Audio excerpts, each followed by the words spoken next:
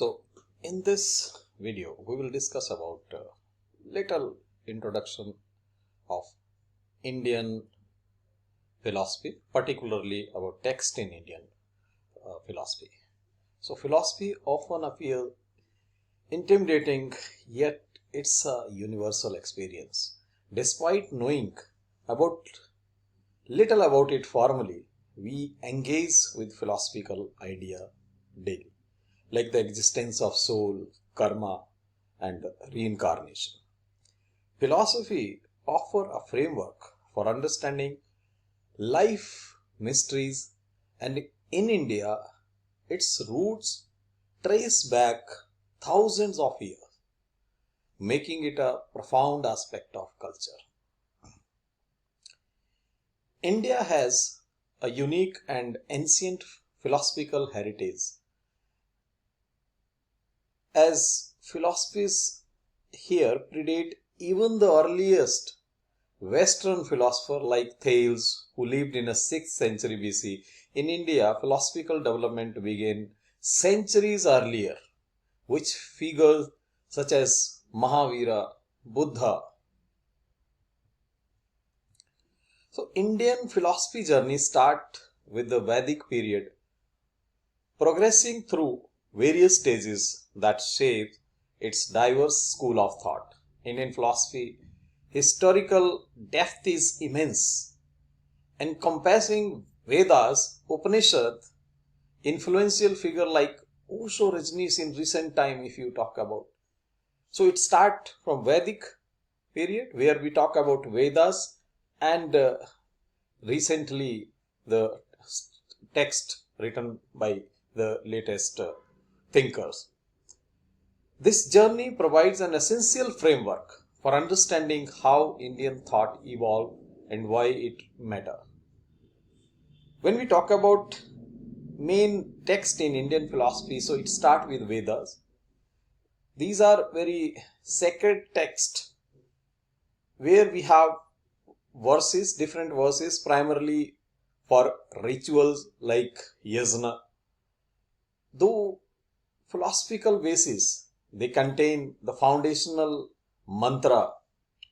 So Vedic literature comprises of four different parts. So first part is known as Sanhita, which takes care of core mantras, and then it comes to Brahmana, ritual explanation, how to perform all the traditional prayers and whatever we do in a traditional way.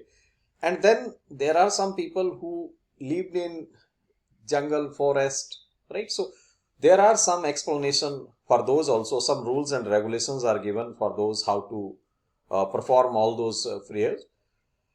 Then that is known as Aranyak, and then it comes to the fourth part, which is known as Upanishad. So actually, philosophical inquiry about reality, the soul, the liberation, for forming the Vedanta or end of the Vedas. Right? So whatever is written in the end of the Veda, that is Vedanta, and the same thing is actually Upanishad. So Upanishad is actually the last part of Veda. So Upanishad consider the philosophical culmination of the Vedas. These texts delve into the deep metaphysical concepts such as self. Normally we say Atman, the ultimate reality, Brahman, and liberation. We talk about Moksha. The idea expressed here are some of the earliest exploration of existential question still relevant today. So when we talk about major classifications, so we have theistic and atheistic division of Indian philosophy. So theistic, here we talk about Astika, the school that accept Vedas as authoritative, like Sankhya, Yoga, Nyaya, Vaisheshika, Mimamsa, Vedanta. So these accept Vedas as authority. But there are Nastic, which are atheistic, the school that do not accept Vedas as ultimate authority, including Jainism, Buddhism, Charvaka. So prominent philosophical thoughts are this theistic school or Astic school, you can say, the Sankhya Yoga, which focus on understanding reality, reality means that talk about the actual and which actually included in Sankhya. And then it talks about yoga, that self-discipline. When we talk about Nyaya and Vaisheshika, so emphasizing on logic, so that is Nyaya, and metaphysics is being taken care by Vaisheshika.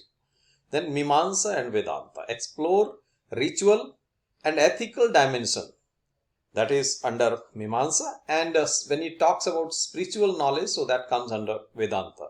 So then it comes to atheistic or the Nastika school.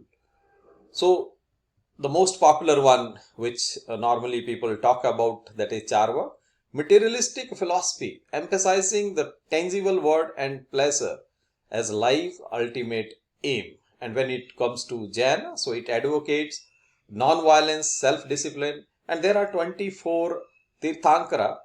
The Mahavira is the key figure among those. So, and similarly we have Buddhism, founded by Gautam Buddha, emphasizing the Four Noble Truths and the eightfold path to enlightenment, Ashtanga Yoga generally we say. If we talk about overall chronological order, so first period is actually the Vedic period. The philosophy is centered on ritual and cosmic principle. Then it comes to the rise of heterodox movement, response to ritualistic expresses, excesses, and this social impact on this agrarian development. Jainism, Buddhism emerged, and criticizing ritualism and focusing on ethical living. Actually, they criticizes Vedas, so and did not consider Veda as a supreme authority or as it is. Then rediscovery of Vedas and Upanishads comes when philosopher interpreted the Vedic and Upanishadic teaching, establishing the foundations of what later became Orthodox school. So Indian philosophy has long upheld idea like soul, which is Atman, karma, rebirth, and moksha, which continue to influence belief today. The Upanishad emphasizes the concept of Brahman, a transcendent reality beyond human attribute, Nirguna, which is the source of all existence.